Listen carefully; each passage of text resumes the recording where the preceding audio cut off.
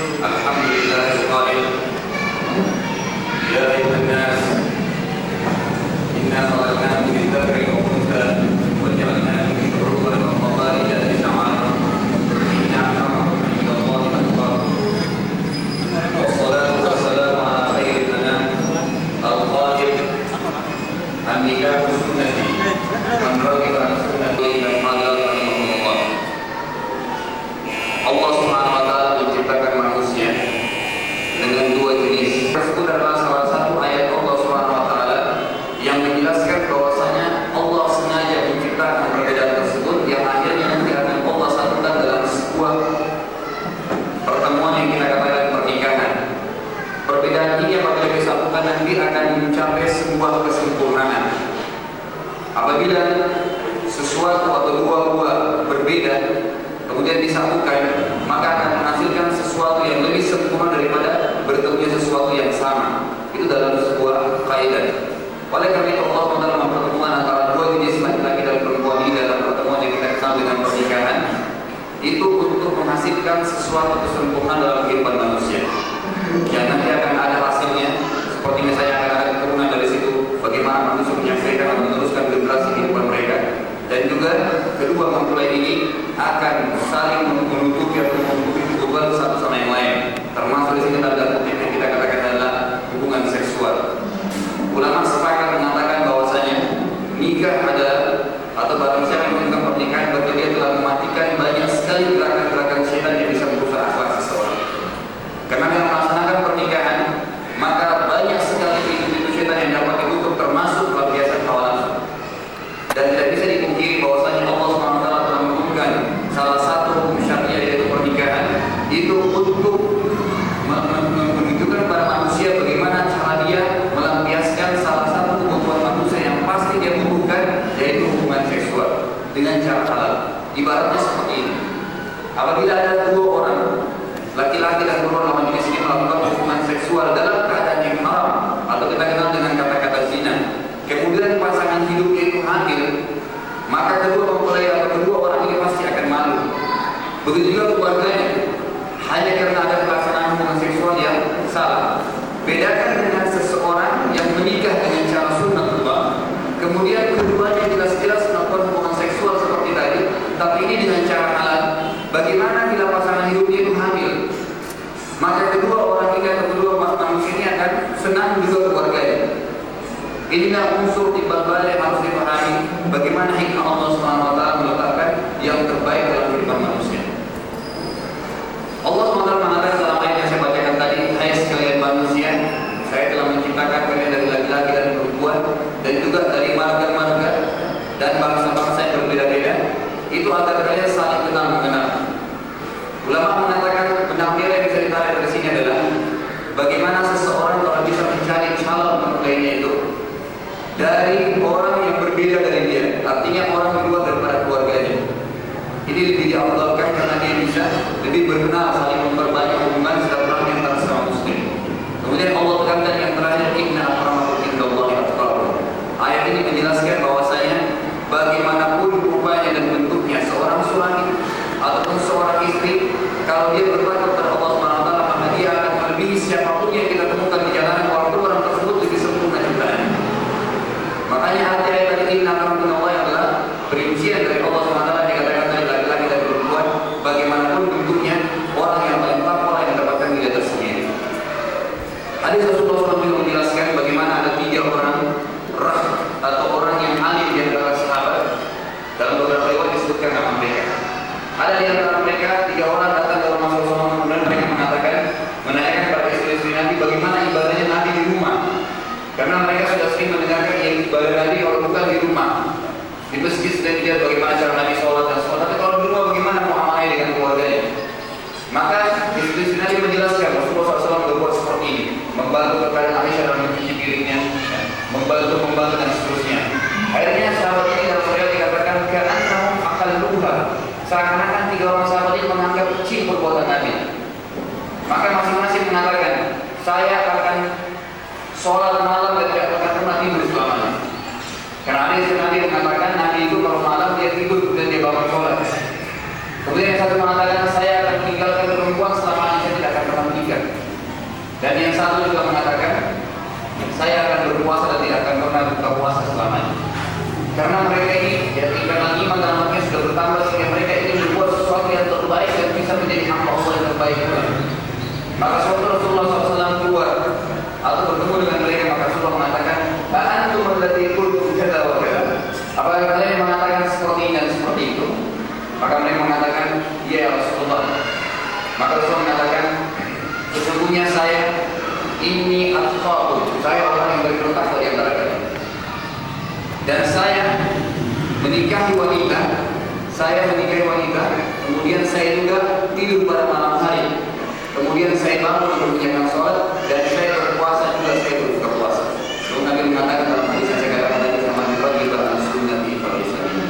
Barang siapa menolak sunnahku maka dia bukan dari golonganku. Ingat, setiap ada konsep hadis yang datang mengatakan laisa minni atau laisa minna, itu hadis yang paling harus ditahdir oleh semua umat Muhammad SAW. Karena bisa membuat Anda keluar dari jalur keislaman hanya karena bertolak ke situ. Jangan dianggap remeh kata-kata Nabi mengatakan laisa minni atau laisa minna. Karena hadis itu menjelaskan bahwasanya orang itu bukan golonganku, menandakan dia bukan dari umatku, berarti dia kafir. Oleh karena itu jangan dianggap remeh hadis seperti ini. Yaitu sekarang hikmah yang terbesar yang kita bisa ambil bahwasanya salah satu sunnatullah adalah pernikahan. Poin yang kedua yang kita bahas yaitu masalah hak dan kewajiban masing-masing. Di antara dua orang yang melaksanakan pernikahan, di mana ada kewajiban di situ ada hak. Kemudian sebaliknya, orang kalau melaksanakan kewajiban dia akan mendapatkan haknya. Orang kerja dia akan mendapatkan haknya untuk menerima hasil dari kerjanya. Begitu baik itu perbuatan amal di dunia, kita berbuat amal soleh, maka kita akan mendapatkan balasannya nanti di surga dan seterusnya. Ada 3 poin penting terhadap kewajiban seorang suami. Ini yang kita bahas. Dan kalau dia sudah melaksanakan ketiga kewajiban tersebut, maka dia akan mendapatkan hak dari istrinya. Dan sebaliknya, kalau ketiga kewajiban tersebut sudah diberikan kepada suami, kepada istrinya, maka istri mempunyai kewajiban memberikan haknya suami. Jadi dengan membahas 3 poin ini, maka akan terjawab semuanya. Kewajiban suami dan kewajiban istri juga hak kedua belah pihak. Yang pertama adalah kewajiban bagi seorang suami untuk menafkahi istri. Nafkah ini termasuk 2, nafkah batiniyah dan nafkah zahir. Kalau yang di luar itu seperti material, dia harus membutuhkan materialnya.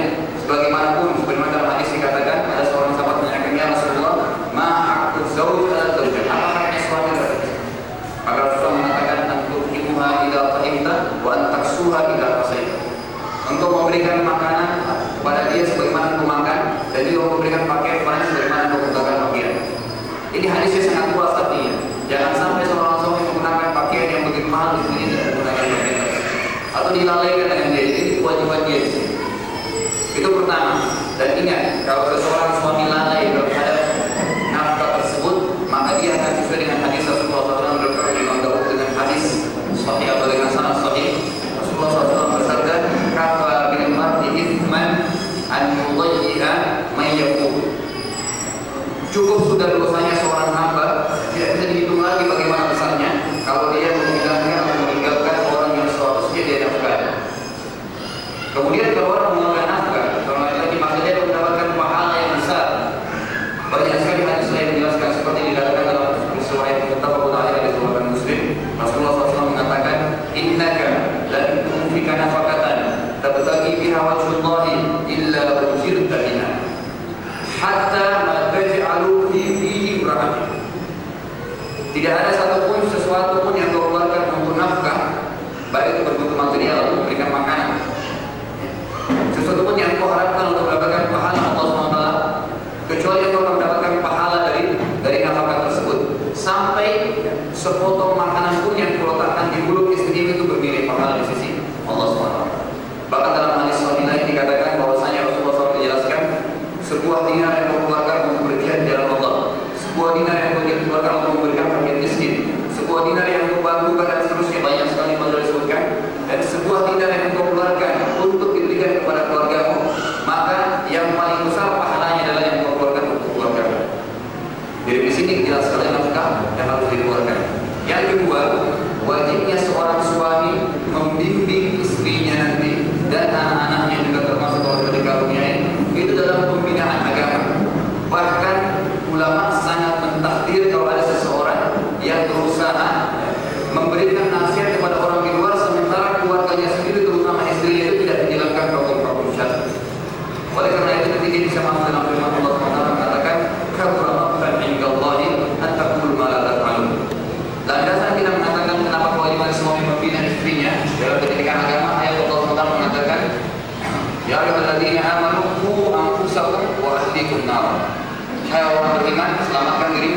keluargamu juga dari api neraka.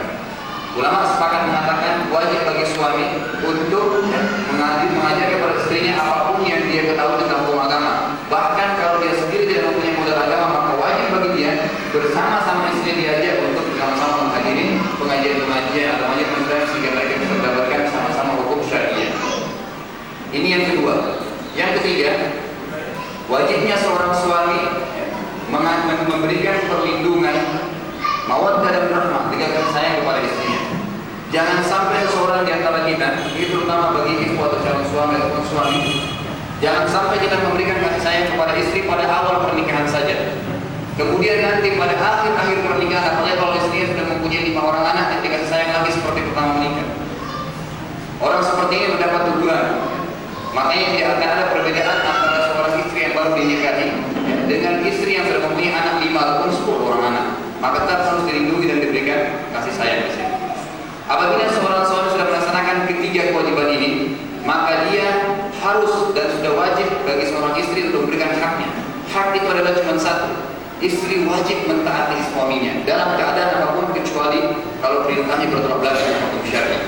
Bagaimana dalam hadis sahih Rasulullah SAW mengatakan kalau seorang suami memanggil istrinya dan untuk memenuhi hajatnya, hajat ini apa saja, baik dia memanggil untuk hubungan seksual ataupun dia dimanggil ya untuk meminta satu pertolongan pun, walaupun perempuan tersebut atau istrinya berada di corong asap rumah, maka wajib dia untuk turun dan memanggil menjawab panggilan suami.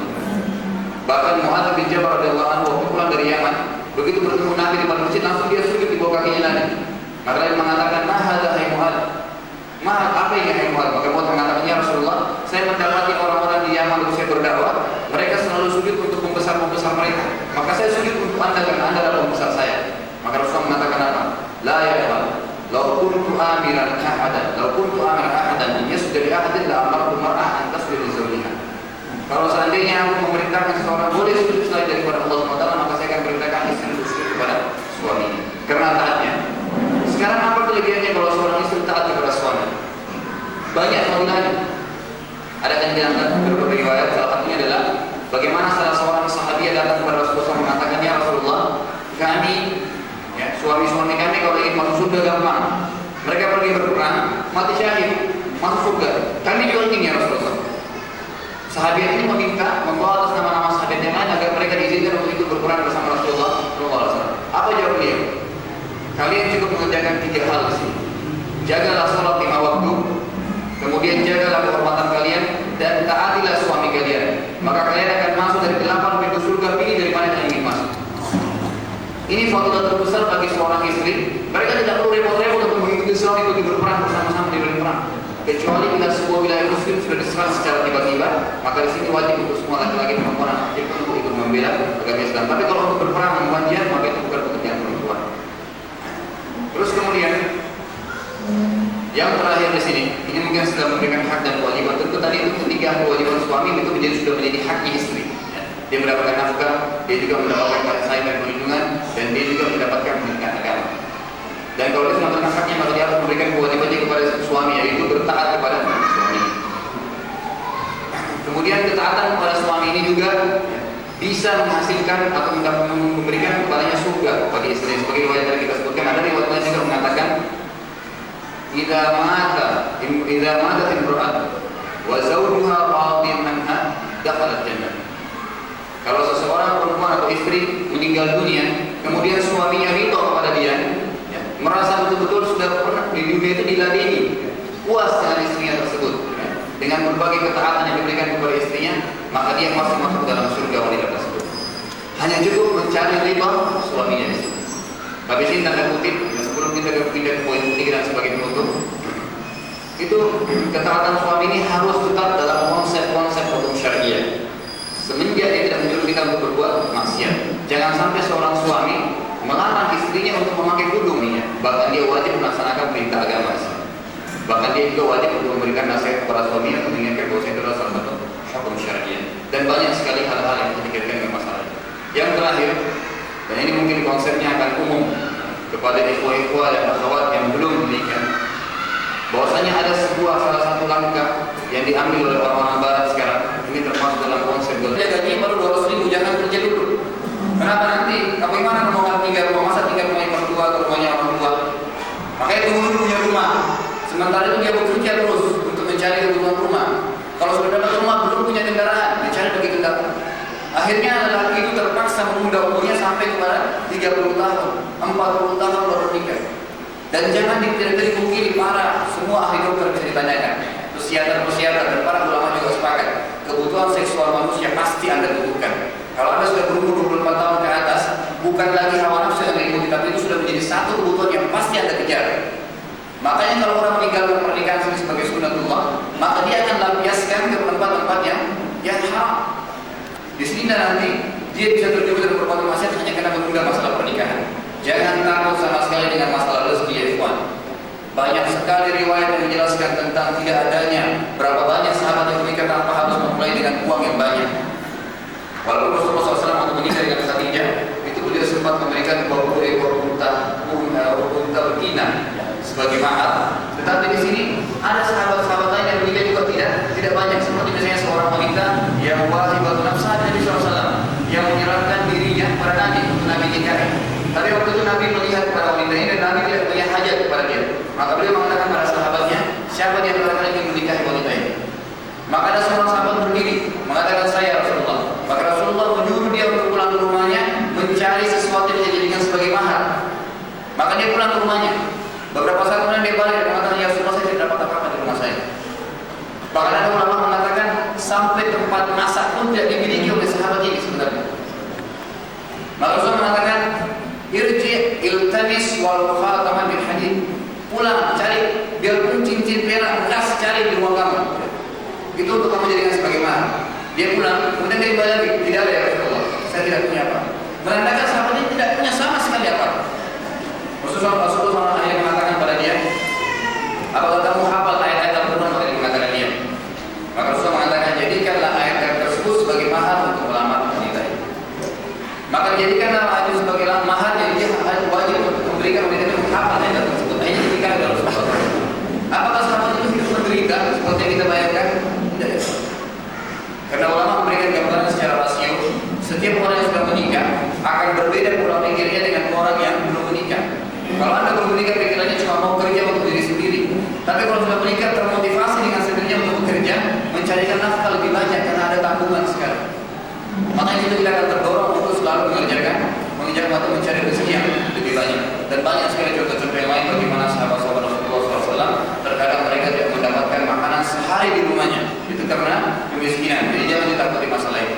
Apalagi kalau orang terkadang ingin mempunyai anak tapi takut masalah seperti itu. Makanya Allah Ta'ala mengatakan wala taqtulu auladakum khasyata imlaqin nahnu narzuquhum wa iyyakum. Alamatnya dikatakan nahnu narzuquhum wa iyyakum. Dibalik wa iyyakum dan juga wa iyyakum. Jangan kalian membunuh atau membatalkan kelahiran nanti kalau sudah menikah, ya karena kalau kalian takut kemiskinan, maka Allah Ta'ala mengatakan kamilah yang memberikan rezeki kepada mereka dan kepada kalian. Jadi itu sudah sangat jelas konsepnya. Ini makanya saya beranjak atau memberikan motivasi kepada saudara kita yang belum menikah. Kalau karena alasan belum selesai sekolah atau karena alasan misalnya mereka itu masih belum punya penghasilan tertentu atau berbagai banyak alasan, maka Anda harus beristighfar kepada Allah SWT dan mintalah doa kepada Allah SWT sementara Anda sulit pada malam hari. Jika supaya Allah SWT memudahkan hati kita agar terdorong untuk melaksanakan salah satu sunnatullah. Ingat, melaksanakan satu sunnah bertanda telah mematikan banyak sekali tidak ada, banyak sekali perbuatan-perbuatan maksiat Anda matikan karena menunjukkan satu sunnah. Ini kita bisa sampaikan, semoga Allah SWT bisa memberikan manfaat kepada kita semua. Terutama kita akan menyampaikan juga doa kepada kedua mempelai. Semoga Allah SWT menggabungkan mereka dan menyatukan mereka dalam keadaan mawaddah dan rahmah, dan akan Allah SWT memberikan kepada mereka mulia yang salihah dan juga bisa memberikan ketaatan kepada mereka semua. Ini kita bisa sampaikan, semoga Allah